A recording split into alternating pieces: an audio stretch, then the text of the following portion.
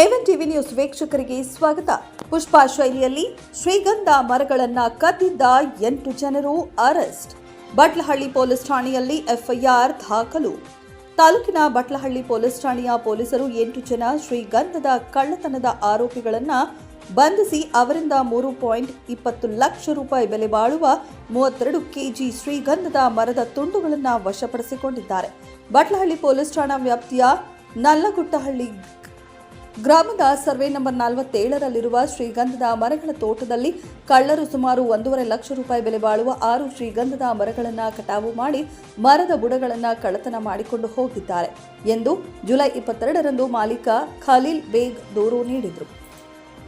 ಬೊಮ್ಮೆಪಲ್ಲಿ ಗ್ರಾಮದ survey number 30/19ರಲ್ಲಿರುವ ಶ್ರೀಗಂಧದ ಮರಗಳ ತೋಟದಲ್ಲಿ ಕಳ್ಳರು ಸುಮಾರು 1 ಲಕ್ಷಕ್ಕೂ ರೂಪಾಯಿ ಬೆಲೆ ಬಾಳುವ 5 ಶ್ರೀಗಂಧದ ಮರಗಳನ್ನು ಕಟಾವು ಮಾಡಿ ಮರದ ಬುಡಗಳನ್ನು ಕಳ್ಳತನ ಮಾಡಿಕೊಂಡು ಹೋಗಿದ್ದಾರೆ ಎಂದು ಮಾಲೀಕ ರಮೇಶ್ ಕಳೆದ ಜುಲೈ 24ರಂದು ದೂರು ನೀಡಿದರು.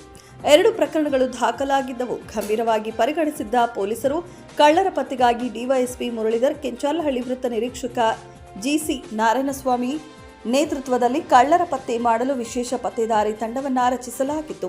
ವಿಶೇಷ ಪತ್ತೆದಾರಿ ತಂಡ ತೋಟಗಳಿಗೆ ಭೇಟಿ ನೀಡಿ ಸಮಗ್ರವಾಗಿ ಪರಿಶೀಲನೆ ನಡೆಸಿ ಮಾಹಿತಿಯನ್ನು ಕಲೆ ಹಾಕಿ ವೈಜ್ಞಾನಿಕವಾಗಿ ತನಿಖೆ ಕೈಗೊಂಡಿದ್ದರು.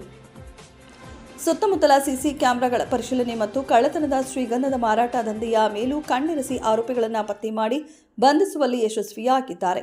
ತುಮಕೂರು ಜಿಲ್ಲೆಯ ತುರುವೇಕೆರೆ ತಾಲೂಕಿನ ಕಸಬಾ ಹೋಬಳಿಯ ಹೊಸಹಳ್ಳಿ ಗ್ರಾಮದ ತೀರ್ಥಕುಮಾರ್ ಮತ್ತು ಮೂರ್ತಿ, ಮಾಯಸಂದ್ರ ಗ್ರಾಮದ ಗೌಸ್ ಪಾಷಾ ಮತ್ತು ಅಫ್ಸರ್ ಪಾಷಾ, ಅದೇ ತಾಲೂಕಿನ ಬ್ಯಾಟ್ರಹಳ್ಳಿ ಗ್ರಾಮದ ಮನೋಜ್, ಹಾಸನ ಜಿಲ್ಲೆಯ ಚನ್ನರಾಯಪಟ್ಟಣ ತಾಲೂಕಿನ ನುಗ್ಗೇಹಳ್ಳಿ ಹೋಬಳಿಯ ಕರಿಮಾರನಹಳ್ಳಿ ಗ್ರಾಮದ ಭರತ್ ಮತ್ತು ಶಿವ, ವಿಜಯನಗರದ ಏಸಾಜ್ ಬಂಧಿತ ಆರೋಪಿಗಳನ್ನು ನ್ಯಾಯಾಲಯಕ್ಕೆ ಹಾಜರುಪಡಿಸಿ ನ್ಯಾಯಾಂಗ ಬಂಧನಕ್ಕೆ ಒಳಪಡಿಸಲಾಗಿದೆ.